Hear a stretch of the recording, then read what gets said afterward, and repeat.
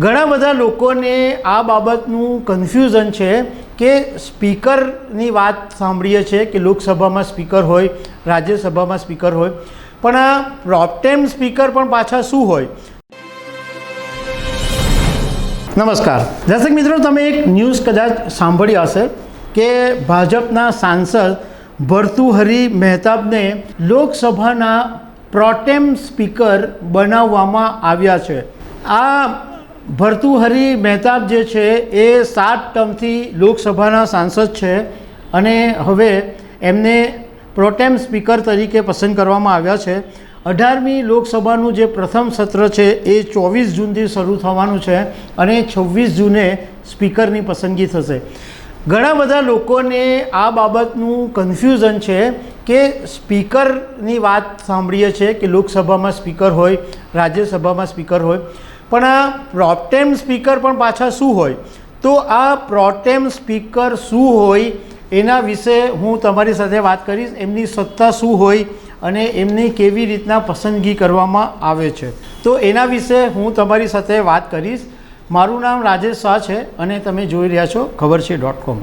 દર્શક મિત્રો, pro tem speaker એટલે પ્રોટેમ જે વર્ડ છે, પ્રો અને ટેમ, આ જે શબ્દ છે એ લેટિન ભાષાનો એક શબ્દ છે પ્રો ટેમ્પોર, એના પરથી આવ્યો છે. એટલે તમે ટેમ્પો જુઓ કે પ્રો ટેમ, ટેમ એટલે ટેમ્પરરી, હંગામી. તો આનો અર્થ એ થાય છે કે આ જે વ્યક્તિની નિમણૂક કરવામાં આવી છે એમની જે જવાબદારી છે એ અસ્થાયી છે, હંગામી છે, ટૂંક સમય માટે છે, ટેમ્પરરી છે. એટલે ટેમ્પરરી બેઝ ઉપર પ્રોટેમ સ્પીકરની વરણી કરવામાં આવે છે. હવે આ જે ભર્તુહરી મહેતાબને પ્રોટેમ સ્પીકર બનાવવામાં આવ્યા એ પહેલાં બીજેડી જનતા દળમાં હતા, પરંતુ લોકસભા 2024ની ચૂંટણી પહેલાં મહેતાબ ભાજપની અંદર જોડાઈ ગયા હતા અને ભાજપે એમને પ્રોટેમ સ્પીકર બનાવ્યા છે.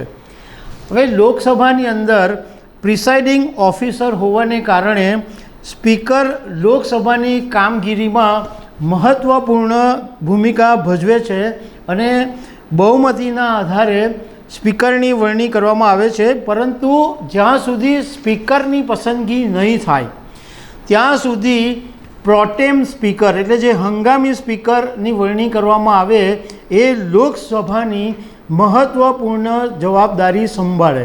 એટલે મેં તમને જે પ્રમાણે કીધું તેમ કે 24મી જૂને આ પહેલી લોકસભાની બેઠક મળવાની છે, પહેલી લોકસભા મળવાની છે એ 24 તારીખે છે અને 26 તારીખે સ્પીકરની ચૂંટણી થશે, સ્પીકરની પસંદગી થશે. એટલે 24, 25 અને 26 આ બે જે દિવસ છે એ પ્રોટેમ સ્પીકર જવાબદારી સંભાળશે અને એ જવાબદારી સંભાળવા માટે પ્રોટેમ સ્પીકરની પસંદગી કરવામાં આવે છે.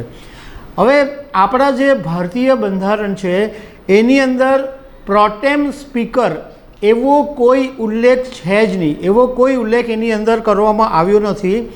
પરંતુ સંસદીય બાબતોનું જે મંત્રાલય છે એના મેન્યુઅલની અંદર પ્રોટેમ સ્પીકરની નિમણૂક કરવા અને શપથ કરવાનો ઉલ્લેખ છે. હવે આ જે સંસદીય બાબતના જે મંત્રાલયનું જે મેન્યુઅલ છે એની અંદર જે પ્રમાણે જણાવવામાં આવ્યું છે એમાં રાષ્ટ્રપતિ સ્પીકરની જવાબદારી નિભાવવા માટે ગૃહના કોઈ એક સભ્યને પ્રોટેમ સ્પીકર તરીકે નિમણૂક કરે છે. ગૃહનો એક સભ્ય એટલે સાંસદ, જે બધા સાંસદ ચૂંટાઈને આવ્યા છે એ બધા ગૃહના સભ્ય છે.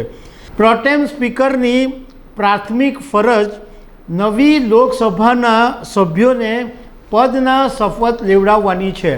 એટલે 24 જૂને જ્યારે પહેલી લોકસભા મળશે ત્યારે બધા સાંસદોને શપથ લેવડાવવાની જવાબદારી પ્રોટેમ સ્પીકરની રહેશે.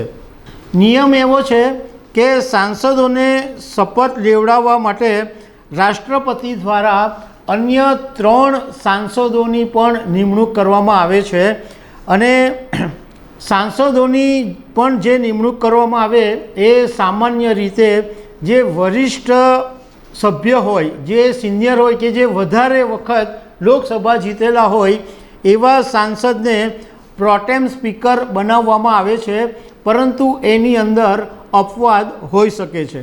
રાષ્ટ્રપતિની મંજૂરી પછી નિયુક્ત પ્રોટેમ સ્પીકર અને અન્ય 3 જે સંસદ સભ્યો હોય એને સંસદીય બાબતોનું જે મંત્રાલય છે એ એમને જાણ કરે છે, અને એ પછી રાષ્ટ્રપતિ ભવનની અંદર રાષ્ટ્રપતિ પહેલાં પ્રોટેમ સ્પીકરની પાસે શપથ લેવડાવે છે.